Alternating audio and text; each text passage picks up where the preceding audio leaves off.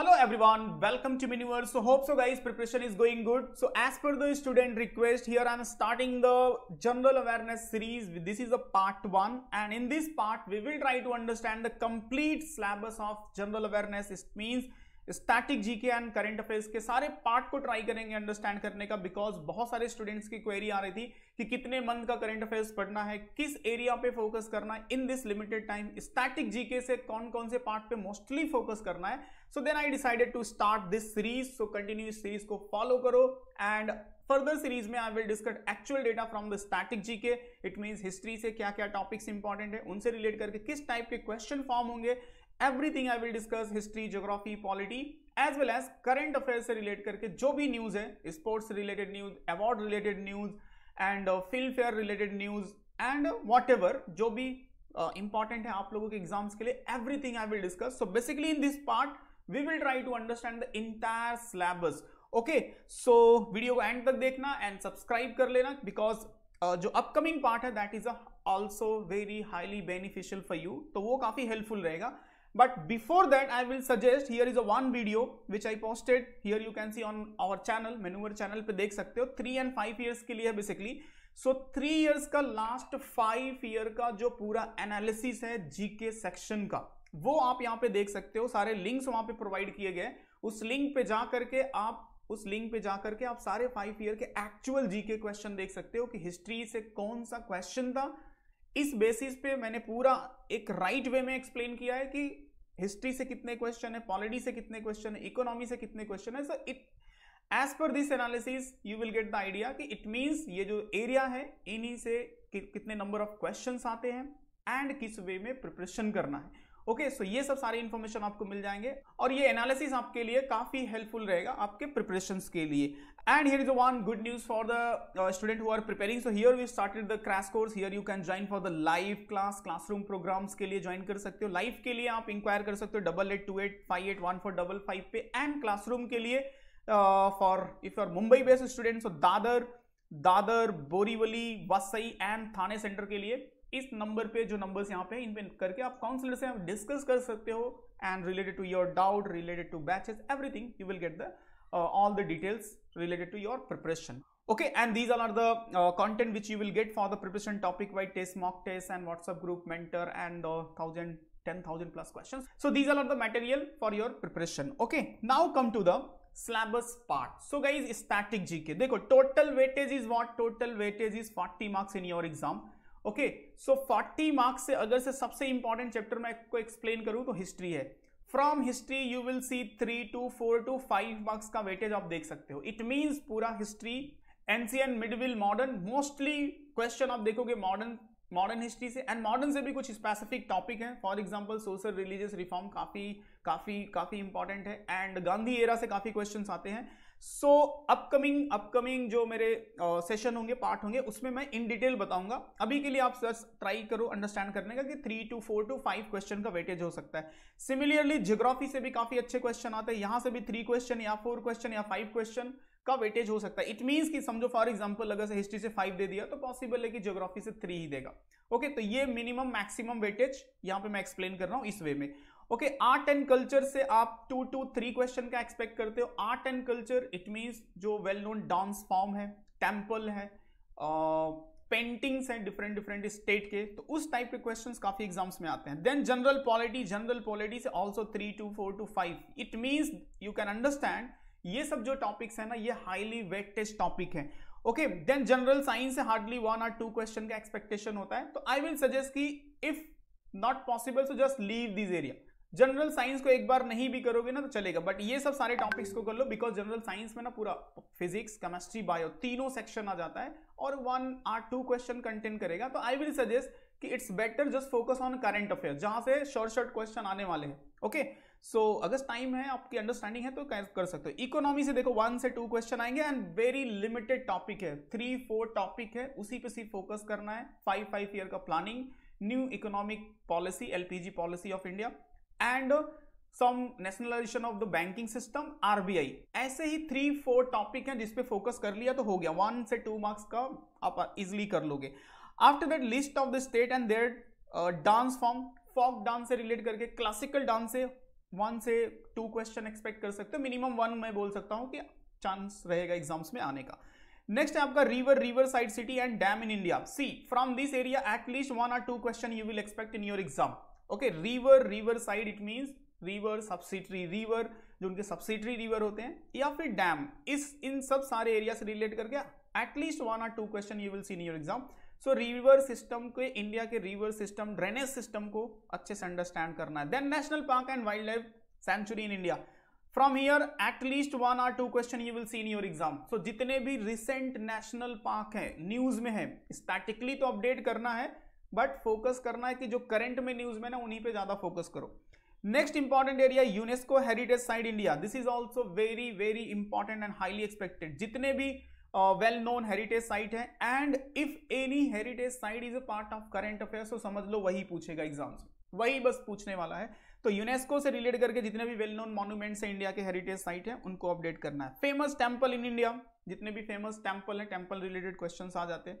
तो these are the major area. तो यहाँ पे अगर स्पेशली आप फोकस करते हो तो डेफिनेटली आपका स्कोर, अगर से मैं बताऊं तो out of 40 near by 20 question from the static GK से रहेगा, and similarly 20 question from the current affairs. ये एक अप्रॉक्सीमेट वेटेज है, ये कम एंड ज्यादा हो सकता है, ठीक है। सो अगर से हो सकता है कि स्टैटिक जीके से 18 भी हो, 17 भी हो, तो number of current affairs type of question will increase. Otherwise same vice versa, current affairs से कम हुआ तो स्टैटिक जीके में बढ़ जाएगा। बाय द वे, अगर से आप पर एरिया वाइज देखोगे वेटेज, तो अगर से देखो हिस्ट्री से एंड पॉलिटी, इकोनॉमी, इन सब का वेटेज देख लोगे तो इन सब का near by weightage static GK में नियर बाई 12 से लेके 15 तक का इन्हीं का वेटेज होगा। ओके, इसके बाद कुछ अदर्स एरिया होते हैं, जैसे इंटरनेशनल ऑर्गेनाइजेशन है, यहां पे मैंने मेंशन करना भूल गया, इंटरनेशनल ऑर्गेनाइजेशन, वहां से एक क्वेश्चन आएगा। तो इस बेसिस पे यहां पे +1, आर्ट एंड कल्चर से +1 कर लो, स्पोर्ट रिलेटेड स्टैटिक जीके से +1 कर लो। तो इस बेसिस पे नियर बाई आपको 18 to 20 क्वेश्चन हो सकते हैं स्टैटिक जीके से।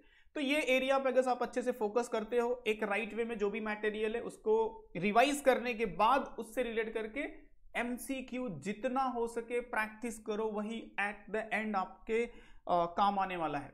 ओके, सो जितना हो सके डिटेल, बहुत ज्यादा टाइम नहीं देना डिटेल पढ़ने के लिए, क्योंकि डिटेल में बहुत ज्यादा टाइम दे दिया क्योंकि लिमिटेड टाइम है। तो ज्यादा से ज्यादा थोड़ा सा डिटेल्स पढ़ो, उसके बाद जितना हो सके एमसीक्यू में प्रैक्टिस करो।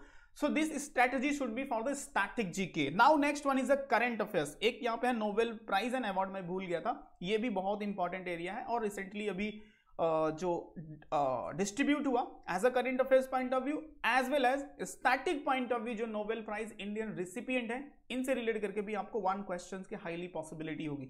तो ये हो गए मेजर वेटेज वाले area, history, geography, polity, economy. उसके बाद 1 मार्क्स वाले हैं, फॉर एग्जांपल नोबेल प्राइज है, आर्ट एंड कल्चर है, रिवर सिस्टम है, इंटरनेशनल ऑर्गेनाइजेशन है, इनसे रिलेट करके 1 क्वेश्चन का एक्सपेक्टेशन होगा। देन आपका आता है dynamic it means current affairs में क्या चल रहा है, नेशनल इंटरनेशनल लेवल पे क्या चल रहा है, गवर्नमेंट कौन सी स्कीम्स लॉन्च कर रही है, या फिर कौन सा विजिटिंग डिग्निटीज, इंपॉर्टेंट पर्सनालिटी कौन इंडिया आया, कौन सी डिफेंस डील साइन हुई, इस टाइप के जितने भी गवर्नमेंट ने कौन सी स्कीम लॉन्च की है, व्हाटएवर, किसको अवार्ड मिला, स्पोर्ट्स सेक्शन में क्या अचीवमेंट हुआ, these are the part of current affairs. So देखो इन सब से रिलेट करके मैं आपको बताऊं तो 6 to 9 मंथ का करंट अफेयर्स इंपॉर्टेंट है। अभी के लिए जिन्होंने एकदम फ्रेश स्टार्ट किया उनके लिए मैं सजेस्ट करूंगा कि एटलीस्ट नवंबर से स्टार्ट कर लो। नवंबर, दिसंबर, मार्च, अप्रैल, नवंबर, दिसंबर, जैन, फेब भी आ जाएगा यहाँ पे, Jain and Feb. Okay, March and April, उसके बाद मई तक का भी आपको अपडेट करना रहेगा। जितने एग्जाम से 15 डेज बिफोर तक का करंट अफेयर्स अपडेट करना है। ओके, उसके बाद आपको टाइम मिलता है तो then you can focus on October पे फोकस करो, सितंबर पे फोकस करो। बट अभी के लिए जिन्होंने एकदम फ्रेश स्टार्ट किया, जिनका प्रीवियस कोई प्लानिंग नहीं था और अभी तक नहीं किए थे, so they can start from the November से कर लो, बिकॉज नवंबर में स्पोर्ट्स अवार्ड का डिस्ट्रीब्यूशन है, दिसंबर में नोबेल प्राइज का डिस्ट्रीब्यूशन है, as well as beauty pageant है, जनवरी मंथ में बहुत सारे award, ICC award plus Padma award का डिस्ट्रीब्यूशन है। फिर फरवरी में देखोगे तो बजट, जो कि सबसे ज्यादा इंपॉर्टेंट, जहां पे आपको सबसे ज्यादा फोकस करना है, बजट से 100% आई कैन से 2 to 3 क्वेश्चंस आएगा current affairs point of view से। ठीक है, उसके बाद मार्च मंथ में अगर आप देखोगे तो आरआर मूवी, ये वाले पूरे न्यूज। तो बहुत सारी चीजें हैं। लास्ट 6 मंथ में ऑस्ट्रेलिया ओपन है, तो लास्ट 6 मंथ में भी बहुत सारे इवेंट है जहां से आप क्वेश्चन एक्सपेक्ट करोगे। ओके, तो विल सजेस्ट 6 मंथ का करो, अदरवाइज 9 मंथ का करोगे तो इट्स वेल एंड गुड। बहुत सारे हैं, कॉमनवेल्थ गेम भी हुआ है जुलाई अगस्त में, तो वहां से भी क्वेश्चन अगर एक्सपेक्टेड हुआ और आपने प्रिपेयर किया तो अच्छे से कवर कर लोगे। बट अभी के लिए मैं सजेस्ट करूंगा अगर फ्रेश किया है तो 6 मंथ एटलीस्ट करना ही करना है। ओके, देन नंबर आता है इंपॉर्टेंट डे एंड थीम। जब भी आप करंट अफेयर्स प्रिपेयर कर रहे हो तो 1 मार्क्स का क्वेश्चन यहां से एक्सपेक्ट होता है। 1 मार्क्स का रहेगा इंपॉर्टेंट डे, जैसे होता है ना ओजोन डे, अर्थ डे, योगा डे, ठीक है, इस टाइप की न्यूज पे फोकस करो एंड उसके थीम को अपडेट करो ट्राई करने का, बिकॉज करंट अफेयर से थीम एवरी ईयर किसी ना किसी एग्जाम, लॉ सीडी 3 इयर्स के अगर देखोगे तो पिछले एग्जाम्स में every year there is 1 question. After that government scheme is the most important guys. Government scheme से 2 to 3 क्वेश्चन का एक्सपेक्टेशन हो सकता है, तो बजट वाले पार्ट पे फोकस करना। फरवरी मंथ का जो बजट अनाउंस हुआ है उस बजट में बहुत सारे स्कीम है, गोवर्धन स्कीम है एंड गोवर्धन स्कीम है, और यूथ के लिए 4.0 जो प्रोग्राम्स लॉन्च किया गया है, एंड वेमेंस एम्पावरमेंट के लिए काफ़ी कुछ अच्छे स्कीम है, एंड इन्वायरमेंट के लिए जो सब इन्वायरमेंट के लिए 2-3 प्रोग्राम्स है काफ़ी अच्छे। मेरे माइंड में देखो स्कीम्स आ नहीं रहा है, जो which is related to mangroves है, गोवर्धन स्कीम जो कि फर्टिलाइजर्स के यूज़ को कम करने के अकॉर्डिंग जो भी गवर्नमेंट ने डिसीजन लिए, तो वो सब सारी चीज़ें हैं उसमें, तो वो आपको अपडेट करनी है। नेक्स्ट आपका था eminent personality including the ऑबिचरी section. जितने भी वेल नोन पर्सनालिटी हैं जो न्यूज़ में है, एज वेल एज किसी का डेथ हुआ है, they belong to any particular area, किसी आर्ट एंड कल्चर से कोई बिलोंग करता है, कोई हाई प्रोफाइल ब्यूरोक्रेट्स है या फिर किसी पोजीशन पे है, अगर से ऐसे लोगों का किसी का डेथ हुआ है या फिर कोई अवार्ड मिला है या फिर किसी एनी XYZ रीजन से न्यूज़ में है, so we have to update their name related to which field. Oscar and Filmfare is a very important. Oscar and Filmfare पे फोकस करो। इंडिया की 2 movie shortlist, it means award भी मिला है उनको, उन दोनों से रिलेट करके सारे फैक्ट अपडेट करने होंगे अपने को। नेक्स्ट है अवार्ड एंड ऑनर। जितने भी नेशनल इंटरनेशनल अवार्ड है उनको अच्छे से अपडेट करना है अपने को, जैसे पद्मा अवार्ड का डिस्ट्रीब्यूशन हुआ, ICC अवार्ड है, ये सब सारी चीजें। मिलिट्री एक्सरसाइज, रिसेंट के मिलिट्री एक्सरसाइज एक सबसे ज्यादा इंपॉर्टेंट है जो अभी इजिप्तियन आर्मी के साथ हुआ, जो कि इजिप्तियन आर्मी, इजिप्ट कंट्री के जो प्रेसिडेंट है उनको हमने एज अ चीफ गेस्ट बुलाया था अपने रिपब्लिक डे पे, तो वो इंपॉर्टेंट हो जाएगा।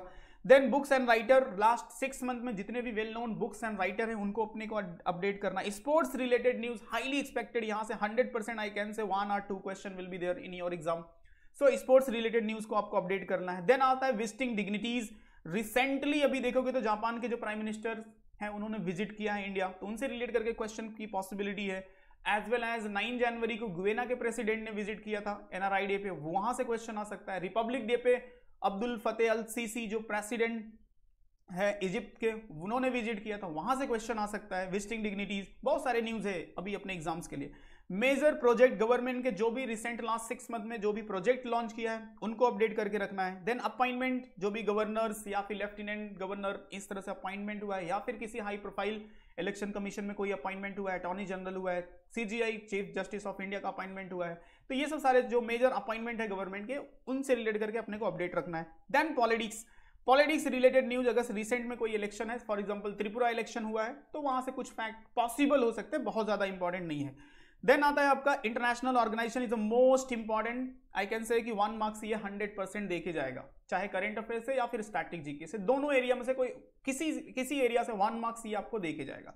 ओके, तो organisation, its headquarter, its formation and head, उसके हेड कौन है, या फिर कोई प्रोग्राम को लॉन्च किया है तो वो प्रोग्राम, इस टाइप से अपने को फैक्ट रिमेंबर करना होता है। Then Nobel prize it means current affairs point of view से जितने भी अलग अलग फील्ड में जिन लोगों को मिला है नोबेल प्राइज, उनको आपको अपडेट करके रख लेना, बहुत हाईली एक्सपेक्टेड है।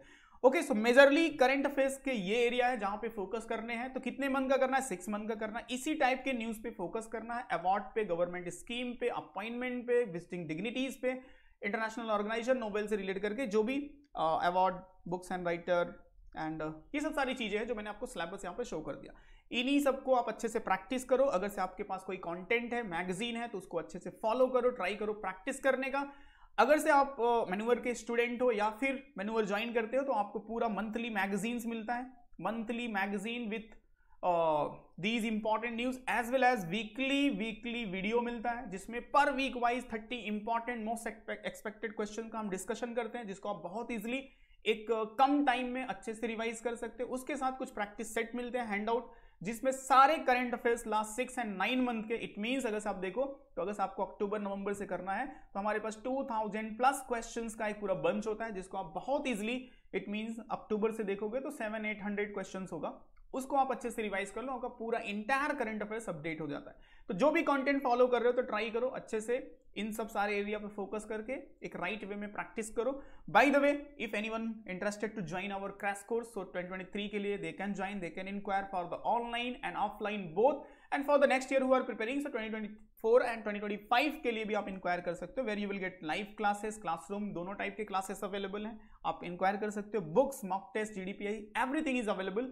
And if you want to visit our website, and don't forget to subscribe because continue upcoming session will be very highly beneficial, and you can follow us on social media, you will get the latest update. Okay, and after that if you have any doubt, any query, any suggestion, so just type in a comment box, so definitely I will try to understand, I will resolve. अगर कोई query होगा तो reply करूंगा, कोई suggestion होगा तो then we'll work on it. Okay, so see you in next session part 2 with important news from the static GK. चलो bye and जय हिंद।